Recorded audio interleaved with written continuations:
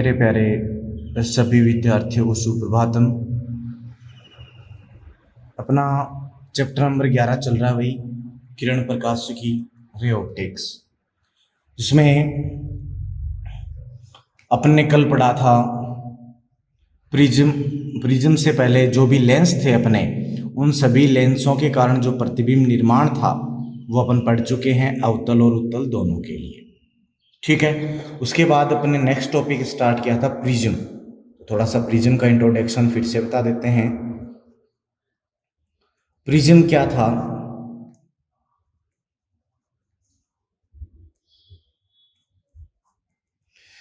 Prism अपने पास में एक सहमांगी और पारदर्शी माध्यम होता है जो कि किसी कोण पर झुके हुए दो समतल अपवर्तक पृष्ठों से घिरा रहता है। ठीक है, उसे अपन ने प्रिज्म कहा था।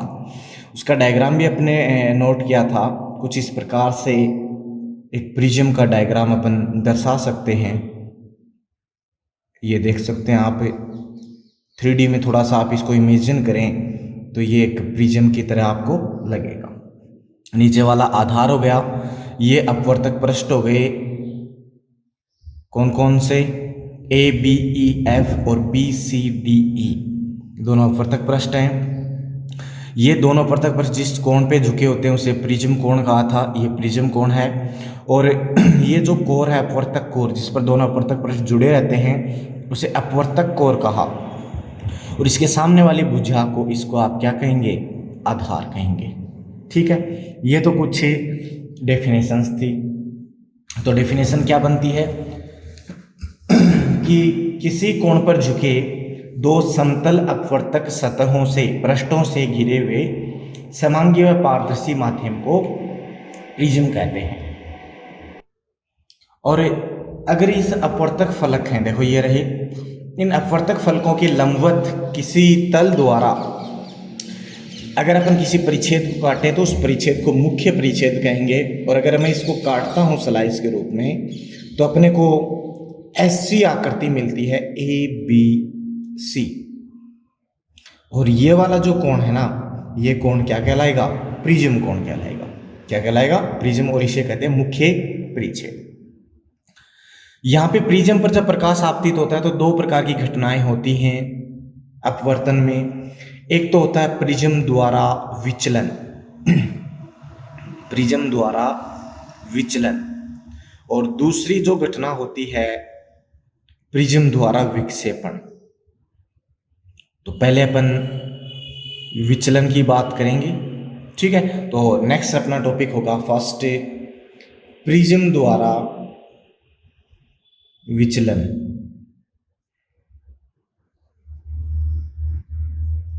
ठीक है, क्या होगा इसमें? देखो, विचलित होगी प्रकाश किरण अपने मूल पथ से, तो उसी को अपन पढ़ेंगे। तो इसके लिए अपन क्या माने कि मुख्य परिच्छेद माने, एक अनुप्रस्थ काट अपन माने किसी प्रिज्म का। ठीक है, तो उसके लिए मैंने एक अनुप्रस्थ काट लिया है एक प्रिज्म का, ये देखो।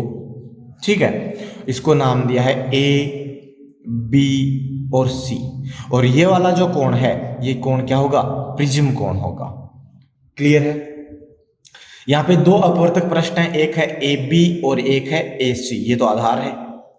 अब कोई एकवर्णीय प्रकाश किरण, विचलन में अपन एकवर्णीय लेंगे, मीन्स एक ही कलर की होगी। ठीक है, विक्षेपण में अपन श्वेत प्रकाश यूज करेंगे। तो एक वर्णीय कोई प्रकाश किरण है, जब यहाँ पे आपतित होगी तो उसका इस सतह द्वारा अपवर्तन होगा, जिसके परिणाम स्वरूप वह इस आधार के समांतर होगी। फिर इस सतह से उसका पुनः अपवर्तन होगा, अर्थात प्रिज्म में कितनी बार अपवर्तन होगा? 2 बार अपवर्तन होगा। कितनी बार होगा? 2 बार अपवर्तन होगा। क्लियर है? तो इसके ऊपर मान लिया मैंने कि ये अभिलंब है, इस AB पर यह अभिलंब है और इस AC पर ये अभिलंब है, ये अभिलंब मान लिए। तो अभिलंब से एक प्रकाश किरण, एकवर्णीय प्रकाश किरणें I1 कोण बनाते हुए आपतित होती है। I1 कोण बनाते हुए आपतित होती है। बाहर वायु है, अंदर क्या है? कांच है, बाहर फिर वायु है। तो देखो विरल से सघन में जा रही है, कौन से में जा रही है, विरल से सघन में, तो अभिलंब की ओर झुकती है, क्या होगी, जानी तो चाहिए थी कैसे, इस प्रकार से, ठीक है, लेकिन अभिलंब की ओर झुककर इस सतह की क्या हो जाती है, समांतर, आधार की क्या हो जाएगी, समांतर हो जाएगी, इस प्रकार से इस क्यू बिंदु पर। तो यहां पे इसका अपवर्तन कोण है, ये हो जाएगा आर, अपवर्तित किरण मिल गई। अब ये अपवर्तित किरण इस AC पर पुनः क्या होगा, पुनः अभिलंब पर आपतित होगी किसी कोण पर, तो इसके लिए ये आपतन कोण हो जाएगा कितना, R2 मान लिया। अब ये प्रकाश किरण सघन से विरल में जा रही है, और सघन से विरल में जाएगी तो अपने पथ से क्या होगी, अभिलंब से क्या होगी, दूर हटेगी, और अभिलंब से दूर हटेगी तो जानी तो ऐसे चाहिए थी, बट अभिलंब इधर है, देखो इससे दूर हटेगी, तो ये दूरी इस प्रकार से हटके अपने को मिलती है, तो ये पॉइंट R और ये किरण मिलती है RS, ठीक है। तो जानी तो इस तरह चाहिए थी और ये गई इस तरफ है, तो अपने को लगेगा ये कहां से आ रही है, इधर से आती हुई प्रतीत होती है। क्लियर है, यहां पे इन पॉइंटों को मान लेता हूं मैं O डैश।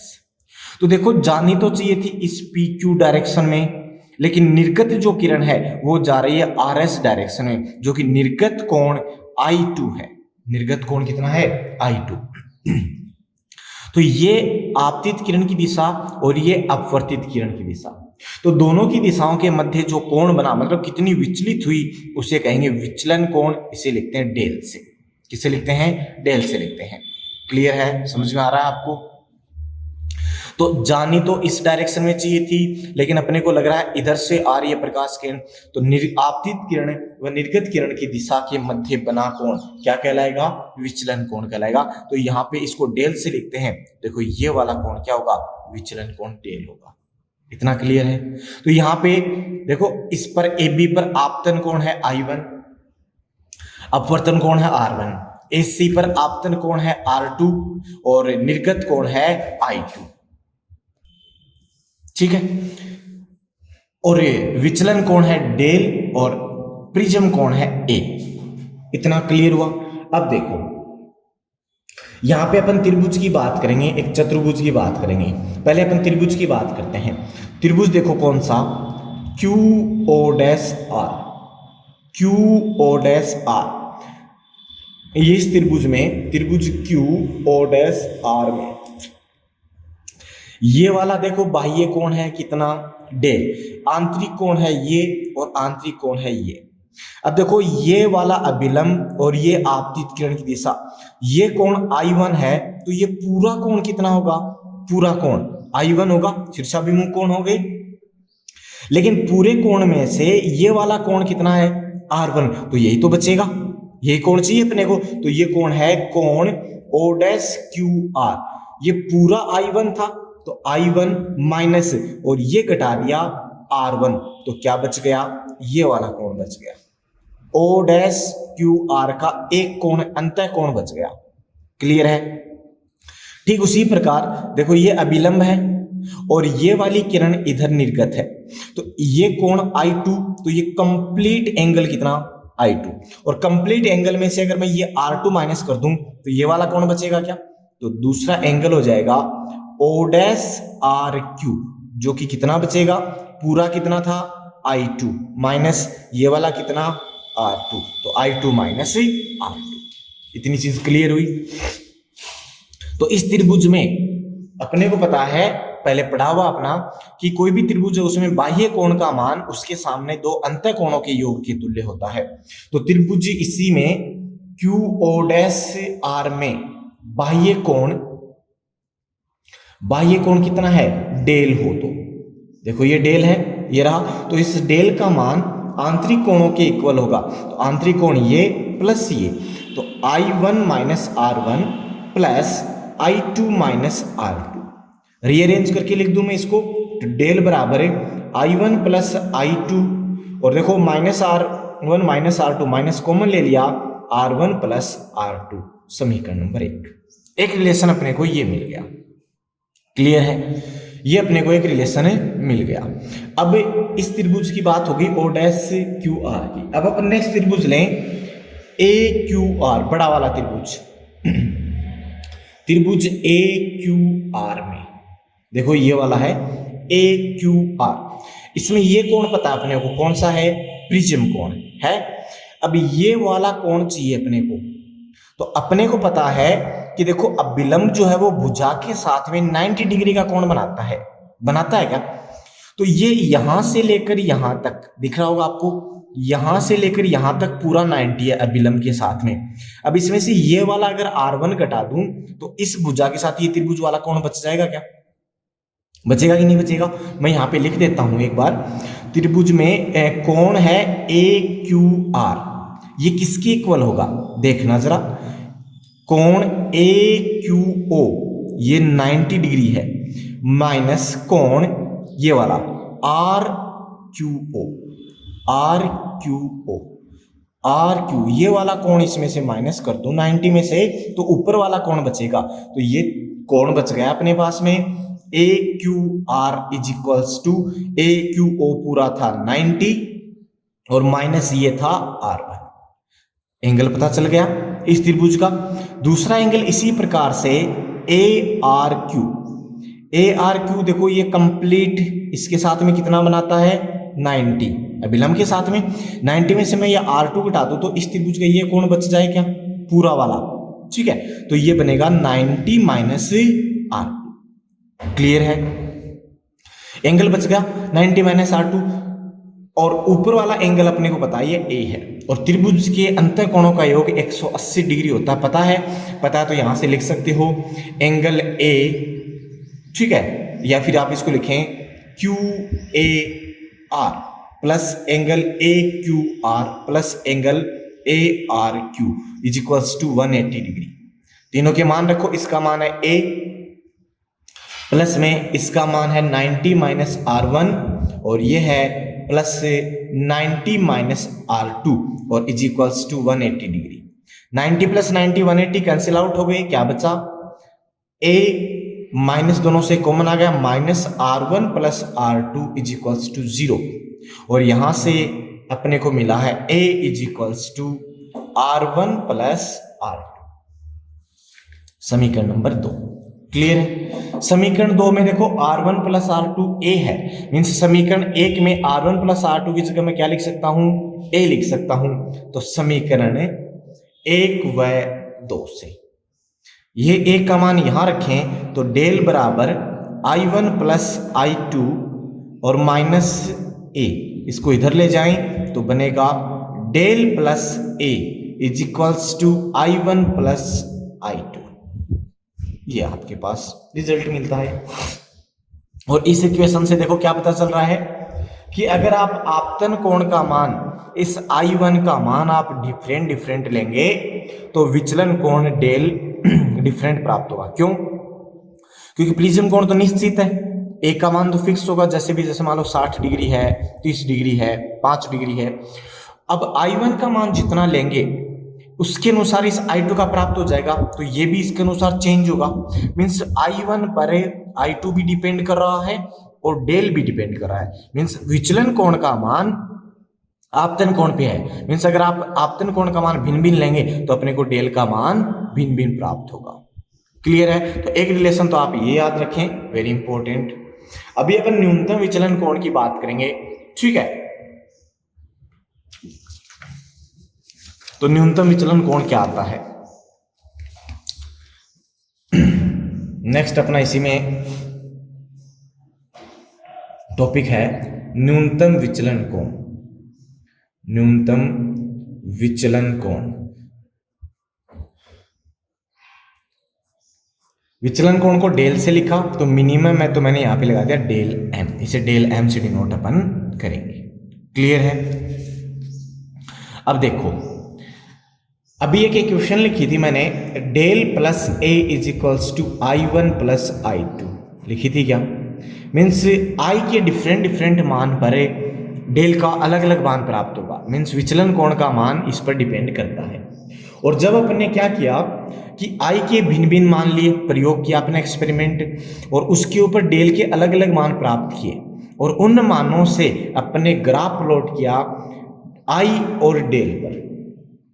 आई और डेल पर अपने प्राप्त किया। ठीक है, तो देखो क्या मिला।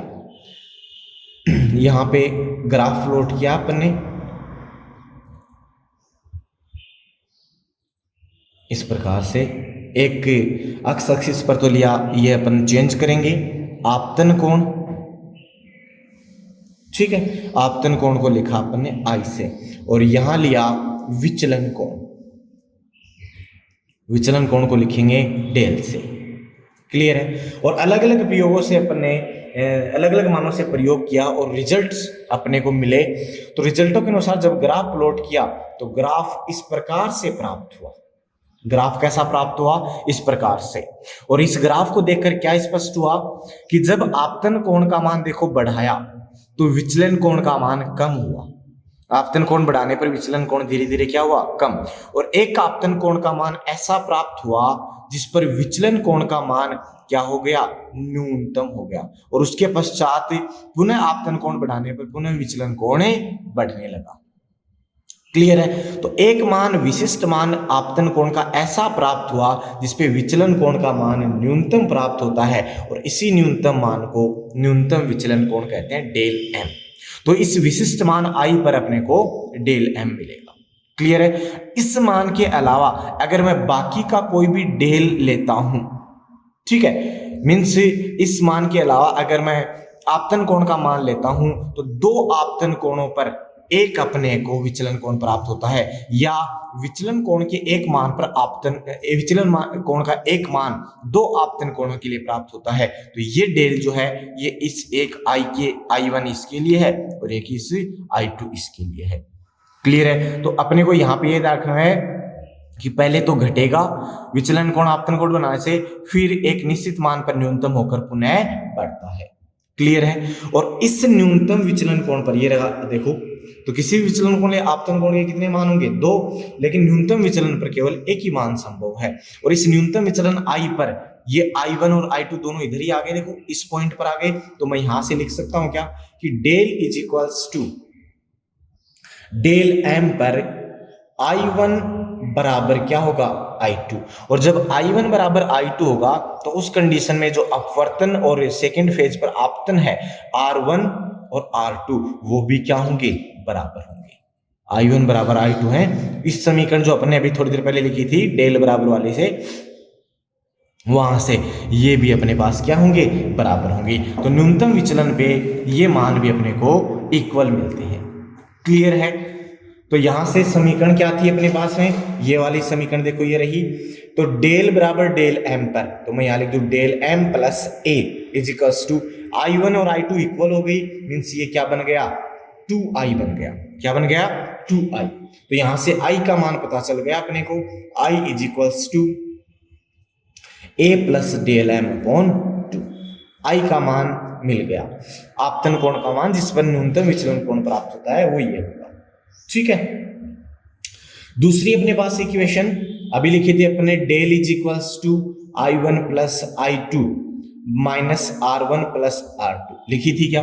तो del is equals to del M पर ये दोनों इक्वल, ये दोनों इक्वल होंगे। तो del is equals to del M पर ये बनेगा 2I और माइनस ये बनेगा 2R। क्लियर है। 2I minus 2R। अब इस समीकरण से देखो 2I ये रहा, इस 2I का मान आप क्या लिख सकते हैं? यहां से 2I डेल एम प्लस ए लिख सकते हो। आप क्या लिख सकते हो? डेल एम प्लस ए लिख सकते हो। ठीक है, या फिर यहां से डेल एम लिख दो, एक ही बात है। तो यहां मैं 2I का मान रख देता हूं तो क्या बनेगा, या फिर डेल एम का रख दो तो 2I माइनस ए, तो ये बनेगा 2I माइनस ए, एक ही बात है, दोनों स्थितियों में कैंसिल आउट होगा।